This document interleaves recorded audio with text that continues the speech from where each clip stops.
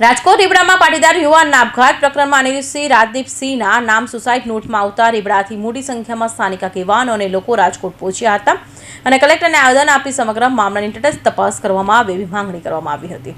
મૂળ અમરેલીના અને રાજકોટના યુવતી પર દુષ્કર્મ કેસમાં પાટીદાર યુવાન અમિત ખૂટે આપઘાત કરી લીધો અને સુસાઇડ નોટમાં રીબડાના અનિરુદ્ધસિંહ જાડેજા અને રાજદીપસિંહ જાડેજાનું નામ લખ્યું હતું, જેમાં મૃતકના યુવાનની તરફેણમાં ગોંડલના ધારાસભ્ય ગીતાબા જાડેજાના પુત્ર ગણેશ જાડેજાની આગેવાનીમાં મૃતદેહ સ્વીકારવાનો ઇનકાર કરવામાં આવ્યો હતો। જોકે એસઆઈટી તપાસની બાહેંધરી આપવામાં આવતા મૃતદેહ સ્વીકારવામાં આવ્યો હતો અને દરમિયાન આજે રીબડાથી મોટી સંખ્યામાં સ્થાનિક આગેવાનો અને લોકો રાજકોટ પહોંચ્યા હતા અને કલેક્ટરને આવેદનપત્ર આપી સમગ્ર મામલામાં તટસ્થ તપાસ કરવામાં આવે એવી માંગણી કરવામાં આવી હતી। જ્યારે ક્ષત્રિય સમાજના આગેવાન પીટી જાડેજાએ જણાવ્યું હતું કે ક્ષત્રિય સમાજના આગેવાનો રાજકોટ જિલ્લામાં એકત્ર થયા પછી અનિરુદ્ધસિંહ સામે જ ગુનો દાખલ થયો છે, તેમાં તટસ્થ તપાસ થાય। પોલીસ તપાસ કરી રહી છે। યુવતીના દુષ્કર્મ અંગે મેડિકલ ચેકઅપ થવું જોઈએ। જે ફરિયાદ સાચી છે કે ખોટી એ બાબતે પોલીસ તપાસ કરી રહી છે। પોલીસ અને ન્યાયતંત્ર ઉપર સંપૂર્ણ ભરોસો છે।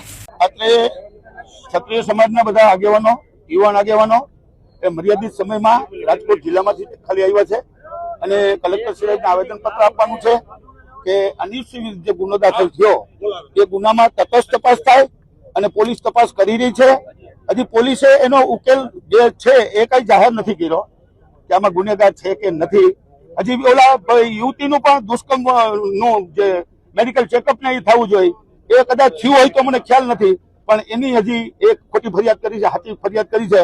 એ તો પોલીસ તપાસ કરે જ છે અને પોલીસ ઉપર ભરોસો રાખવો જોઈએ। પોલીસ ઉપર માત્ર ધોવાનો કોઈ મતલબ નથી। પોલીસ અને ન્યાયતંત્ર ઉપર સંપૂર્ણ ભરોસો છે। ભૂતકાળમાં હતો, આજે પણ છે અને દરેકને પણ હોવો જોઈએ। એટલે આજે અમે આવેદનપત્ર એ હેતુથી આપી છે, તપાસ કરો। ગુનેગાર હોય તો 100% સજા થવી જ જોઈએ। અમે કોઈનો એવો બચાવ કરવા માંગતા જ નથી કે ગુનેગાર છે તો એને છોડી દો। ગુનેગાર હોય તો તમે યોગ્ય તપાસ કરો। તપાસમાં જે ખુલે અને તપાસમાં જે આગળ વધે અને પોલીસ જયારે એના રિપોર્ટ જાહેર કરે, યુવતીનું પણ દુષ્કર્મ વિશેનું અથવા સામે અનિરુદ્ધસિંહ પર ફરિયાદ જે થઈ છે એ ફરિયાદમાં પણ તપાસ કરે।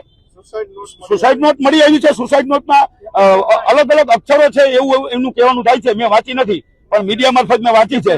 તો એમાં પણ જો એમના હસ્તાક્ષર હશે અને હશે તો એના પણ ઘણા બધા કારણો છે।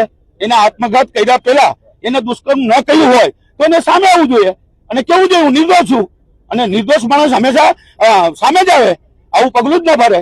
આવું પગલું ભરવાનું કારણ પણ હોઈ શકે, પણ આપણે તો એને શ્રદ્ધાંજલિ આપીએ છીએ જે હોય, પણ આમાં તટસ્થ તપાસ થવી જોઈએ એવી ક્ષત્રિય સમાજની માગણી છે અને ક્ષત્રિય સમાજના અગ્રણી પણ છે અનિરુદ્ધસિંહભાઈ અને 18 જણ અત્યારે આવેલા છે।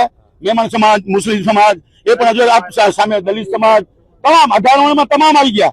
આ ખાલી એક ક્ષત્રિયની ઓલી નથી, આ રેલી નથી, આ આંદોલન નથી, માત્ર આવેદનપત્ર કલેક્ટર સાહેબને આપવાનું છે અને એને પણ તમારી સમક્ષ વિનંતી કરવાની છે। જય માતાજી। બીટી જાડેજાએ કહ્યું હતું કે આજે કલેક્ટરને આવેદન આપવા માટે આવ્યા છીએ। ગુનેગાર હોય તો 100% સજા થવી જોઈએ। અમે કોઈનો બચાવ કરવા માટે આવ્યા નથી। સુસાઇડ નોટમાં અલગ અલગ અક્ષરો હોવાનું સામે જાણવા મળ્યું છે। અમિત ખૂટે દુષ્કર્મ ન કર્યું હોય તો સામે આવવું જોઈએ, તો આ પ્રકારનું આત્મહત્યાનું પગલું ભરવું ન જોઈએ। કૌશિક પટેલનો report, Hind TV news, Surat.